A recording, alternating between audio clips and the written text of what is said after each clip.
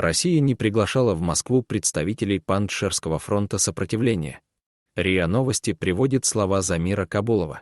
На вопрос об этом спецпредставитель президента России сказал, что на встречу были приглашены только талибы-звездочка. Если бы Москва действительно хотела мира в Афганистане, она бы призвала делегацию Пандшерского фронта сопротивления. Потому что сегодня ситуация в Пандшире очень тревожная. Простые люди голодают и бедны.